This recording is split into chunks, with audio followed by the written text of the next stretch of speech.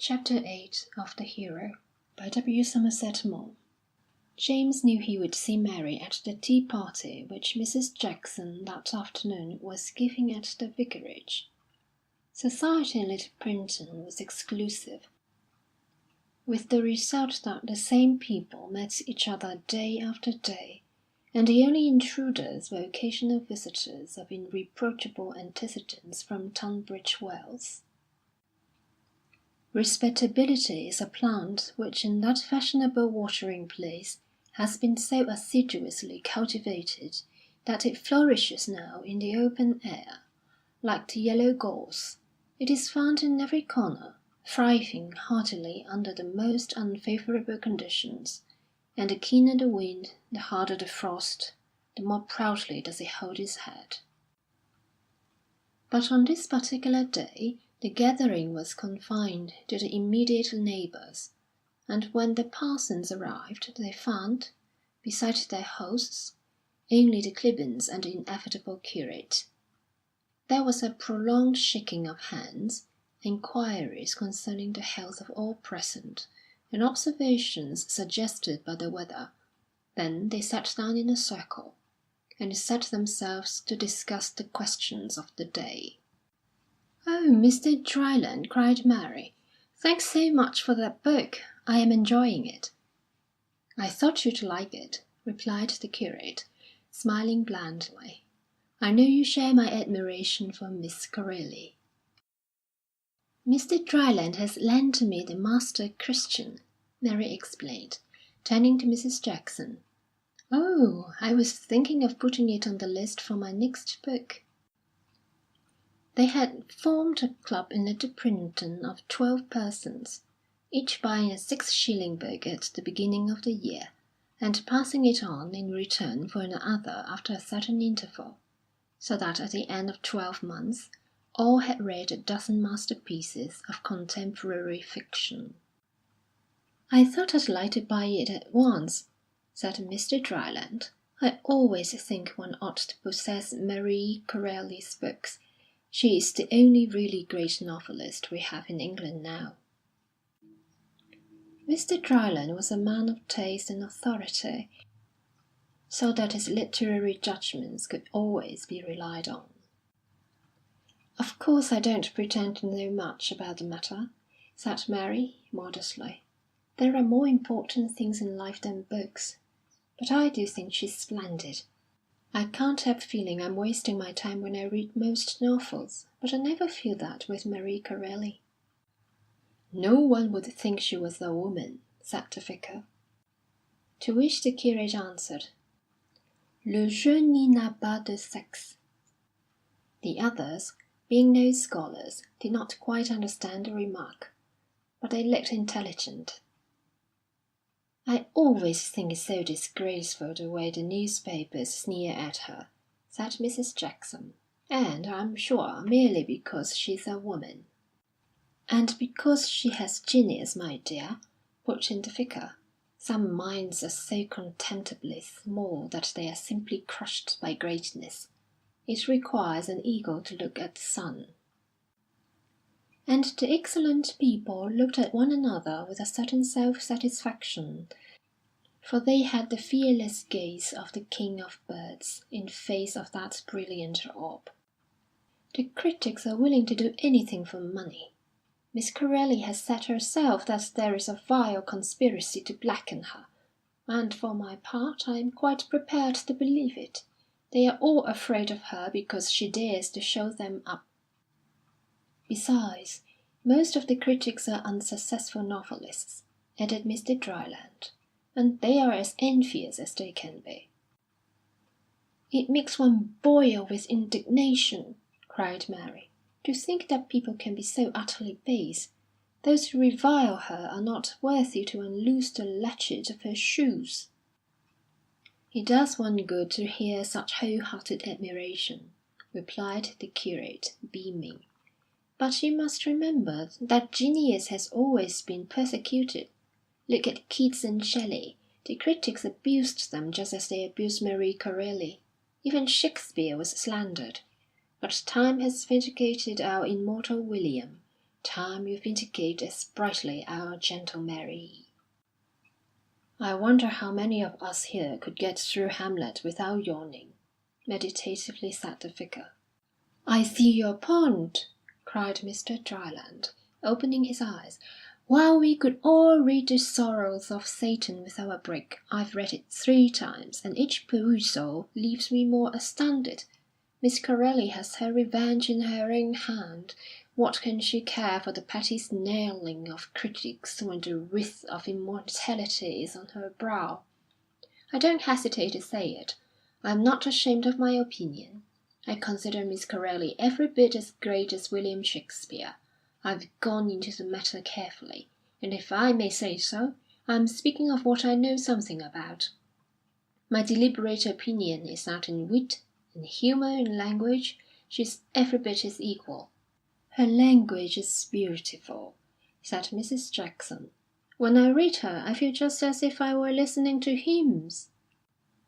"And where, I should like to know," continued the curate, raising his voice, "can you find in a play of Shakespeare such a gallery of portraits as in the Master Christian?" "And there is one thing you must never forget," said the vicar, gravely.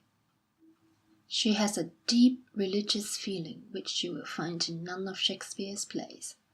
Every one of her books has a lofty moral purpose. That is the justification of fiction. The novelist has a high vocation. If he could only see it, he can inculcate submission to authority, hope, charity, obedience, in fact all the higher virtues. He can become a handmaid of the Church. And now, when in religion and immorality and scepticism are rampant, we must not despise the humblest instruments." "How true that is!" said Mrs. Jackson. "If all novelists were like Marie Corelli, I should willingly hold them out my hand.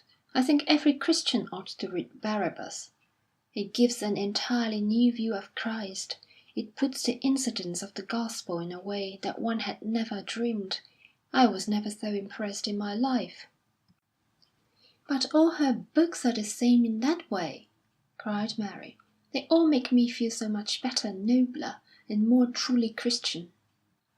"I think she's vulgar and blasphemous," murmured Mrs. Clibborn quietly, as though she were making the simplest observation.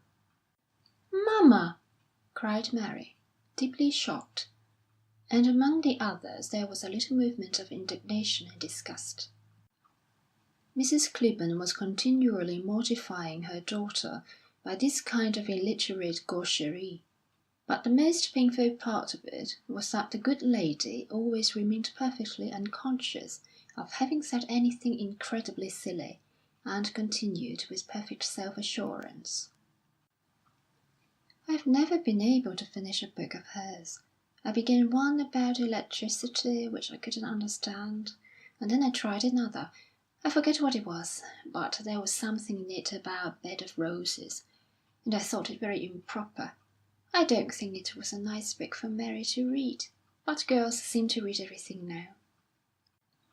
There was a pained hush, such as naturally occurs when someone has made a very horrible faux pas. They all looked at one another awkwardly, while Mary, ashamed at her mother's want of taste, kept her eyes glued to the carpet. But Mrs. Clibborn's folly was so notorious that presently anger was succeeded by a contemptuous amusement, and the curate came to the rescue with a loud guffaw. "Of course, you know your Marie Corelli by heart, Captain Parsons?" "I'm afraid I've never read one of them." "Not?" they all cried in surprise. "Oh, I'll send them to you to Primpton House," said Mr. Dryland. "I have them all.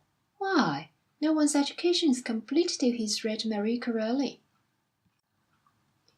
This was considered a very good hit at Mrs. Clibborn, and the dear people smiled at one another significantly. Even Mary could scarcely keep a straight face. The tea then appeared, and was taken more or less silently, with the exception of the fashionable Mrs. Clibborn, They were all more used to making a sit-down meal of it, and the care of holding a cup, with a piece of cake unsteadily balanced in the saucer, prevented them from indulging in very brilliant conversational feats. They found one gymnastic exercise quite sufficient at a time. But when the tea-cups were safely restored to the table, Mrs. Jackson suggested a little music. "Will you open the proceedings, Mary?" The curate went up to Miss Clibborn with a bow, gallantly offering his arm to escort her to the piano. Mary had thoughtfully brought her music, and began to play a song without words by Mendelssohn. She was considered a fine pianist in Little Primpton. She attacked the notes with marked resolution, keeping the loud pedal down throughout. Her eyes were fixed on the music with an intense, determined air, in which you saw an eagerness to perform a social duty, and her lips moved as conscientiously as she counted time. Mary played the whole piece without making a single mistake, and at the end was much applauded. "There's nothing like classical music, is there?" cried the curate enthusiastically, as Mary stopped, rather out of breath, for she played, as she did everything else, with energy and thoroughness. "It's the only music I really love." "And those songs without words are beautiful," said Colonel Parsons, who was standing on Mary's other side. "Mendelssohn is my favourite composer," she replied. "He's so full of soul." "Ah, yes," murmured Mr. Dryland. "His heart seems to throb through all his music. It's strange that he should have been a Jew." "But then our Lord was a Jew, wasn't he?" said Mary. "Yes, one is so apt to forget that." Mary turned the leaves, and finding another piece which was familiar to her, set about it. It was a satisfactory thing to listen to her performance. In Mary's decided touch, one felt all the strength of her character, with its simple, unaffected candour and its eminent sense of propriety. In her execution one perceived the high purpose which animated her whole conduct. It was pure and wholesome and thoroughly English. And her piano playing served also as a moral lesson, for none could listen without remembering that life was not an affair to be taken lightly, but a strenuous endeavour. The world was a battlefield. This one realised more particularly when Mary forgot for a page or so to take her foot off the pedal. Each one of us had a mission to perform, a duty to do, a function to fulfil. Meanwhile, James was trying to make conversation with Mrs. Clibborn. "How well Mary plays." "D'you think so? I can't bear amateurs. I wish they wouldn't play." James looked at Mrs. Clibborn quickly. It rather surprised him that she, the very silliest woman he had ever known, should say the only sensible things he had heard that day. Nor could he forget that she had done her best to prevent his engagement. "I think you're a very wonderful woman," he said. "Oh, Jamie!" Mrs. Clibborn smiled and sighed, slipping forward her hand for him to take. But James was too preoccupied to notice the movement. "I'm beginning to think you really like me," murmured Mrs. Clibborn, cooing like an amorous dove.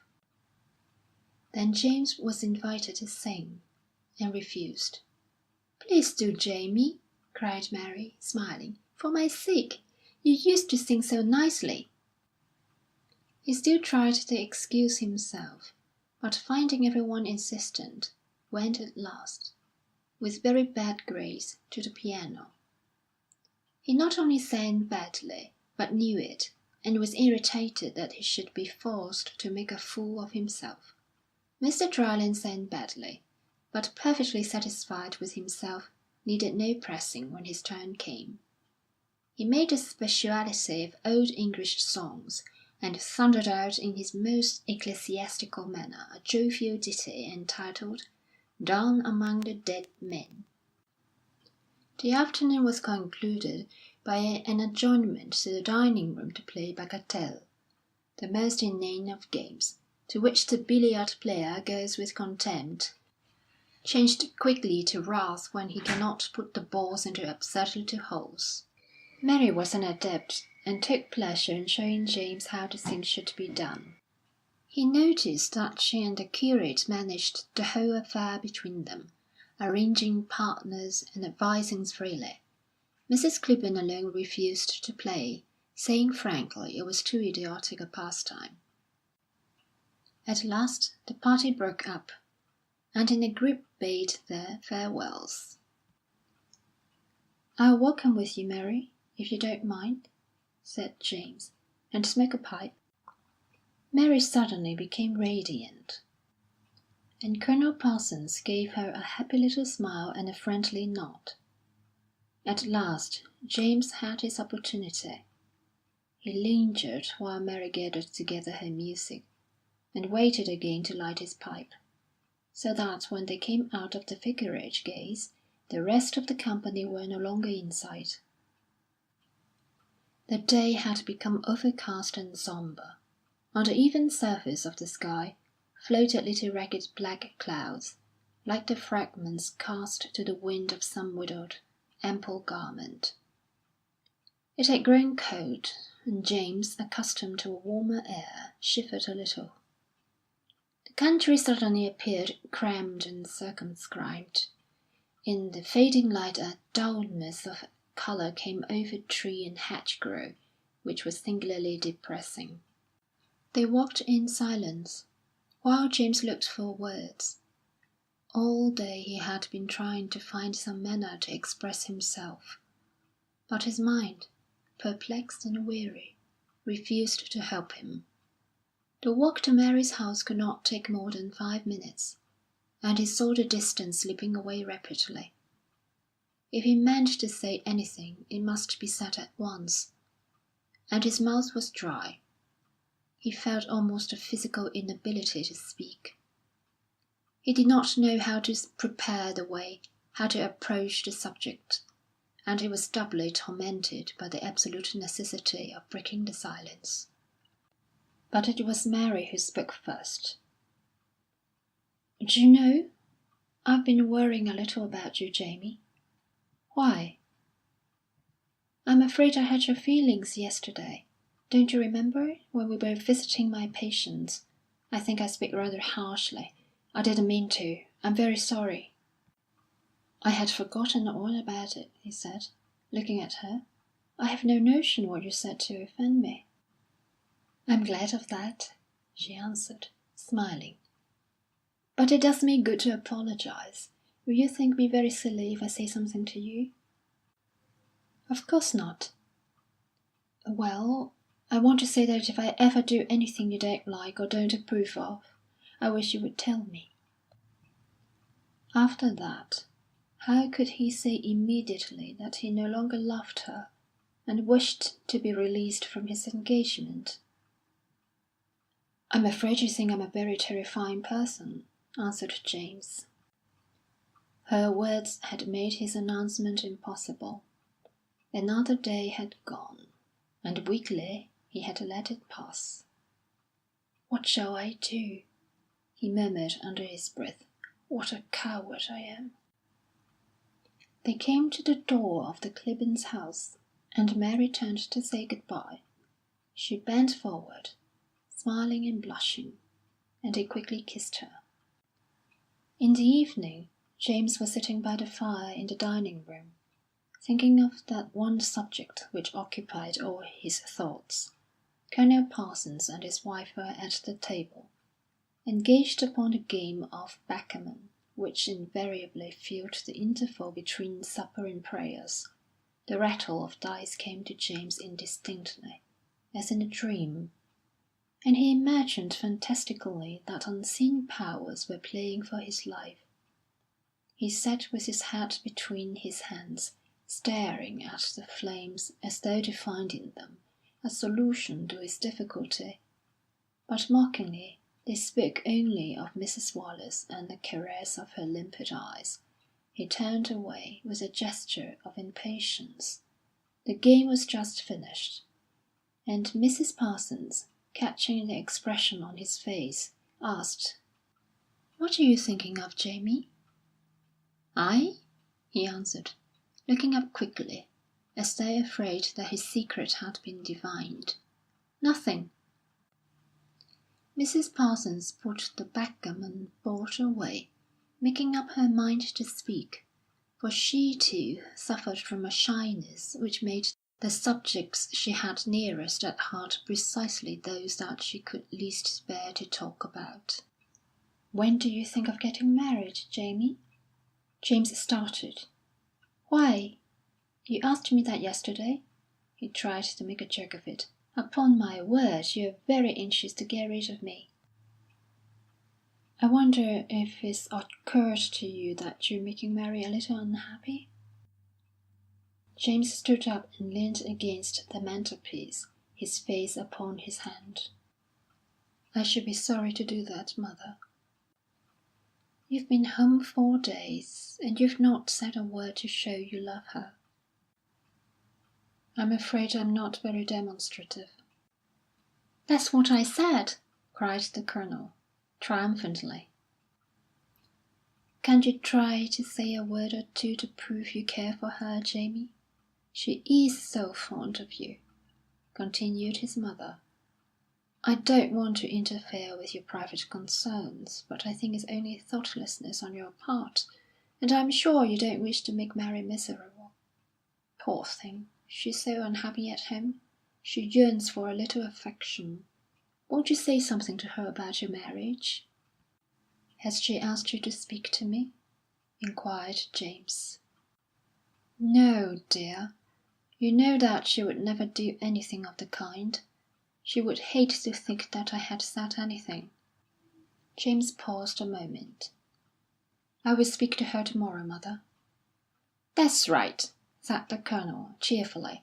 "I know she's going to be in all the morning. Colonel and Mrs. Clibborn are going to Tunbridge Wells." "It will be a good opportunity." Chapter 8